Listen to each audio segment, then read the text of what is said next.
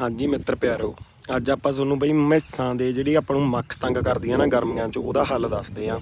ਕੋਈ ਵੱਡੀ ਚੀਜ਼ ਨਹੀਂ ਬਈ, ਆਪਣੇ ਘਰੇ ਹੀ ਪਿਆ ਹੁੰਦਾ ਗਾ। ਆਹ ਹੈਗਾ ਬਈ ਮਗਲੈਲ ਕੱਢਿਆ ਹੋਇਆ, ਜਿਹੜਾ ਆਪਾਂ ਟਰੈਕਟਰ 'ਚੋਂ ਜਾਂ ਮੋਟਰਸਾਈਕਲਾਂ 'ਚੋਂ ਕੱਢਦੇ ਹੁੰਦੇ ਆ।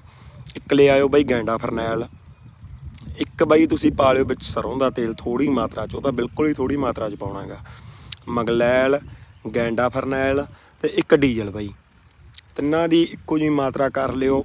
ਇੱਕੋ ਜਿਹੀ ਮਾਤਰਾ ਕਰਕੇ ਤੇ ਮੈਸਾਂ 'ਤੇ ਮਾਰ ਦਿਓ 2 ਦਿਨ ਬਈ, ਮੱਖੀ ਜਮਾ ਕੋਲੇ ਨਹੀਂ ਆਉਂਦੀ। ਆਹ ਮੇਰੀ ਮੈਸ ਨੂੰ ਤਾਂ ਬਈ ਸਾਰੀਆਂ ਮੱਖੀਆਂ ਖਾ ਗਈਆਂ। ਵਿਆਹ ਸਾਡੇ ਤੋਂ ਧਿਆਨ ਨਹੀਂ ਦਿੱਤਾ ਗਿਆ ਗਾ। ਜਦੋਂ ਵੀ ਬਈ ਮੱਖੀ ਇਹਨਾਂ ਦੇ ਉੱਤੇ ਬੈਠੂਗੀ ਨਾ, ਨਾਲ ਦੀ ਨਾਲ ਡਿੱਗ ਕੇ ਮਰ ਜੂਗੀ। ਬਹੁਤ ਵਧੀਆ ਹੱਲ ਆ ਬਈ, ਸਾਰੇ ਭਰਾ ਇੱਕ ਵਾਰੀ ਵਰਤ ਕੇ ਦੇਖਿਓ। ਆਪਾਂ ਨੂੰ ਅੰਗਰੇਜ਼ੀ ਦਵਾਈਆਂ ਲਿਆਉਣ ਦੀ ਲੋੜ ਨਹੀਂ ਪੈਂਦੀ, ਉਹ ਵੀ ਆਪਾਂ ਨੂੰ ਉਨੀਆਂ ਮਹਿੰਗੀਆਂ ਪੈਂਦੀਆਂ, ਨਾਲੇ ਉਹ ਕੰਮ ਨਹੀਂ ਕਰਦੀਆਂ। ਇਸ ਤਾਂ ਬਈ ਕਾਫੀ ਟਾਈਮ ਤੋਂ ਵਰਤਦੇ ਆ ਇਹ। ਅੱਜ ਮੈਂ ਆਖਾਂ ਸਾਰੇ ਭਰਾਵਾਂ ਨੂੰ ਦੱਸਦੇ ਆ, ਆਹ ਵਰਤੋ ਬਈ ਸਾਰੇ ਭਰਾ।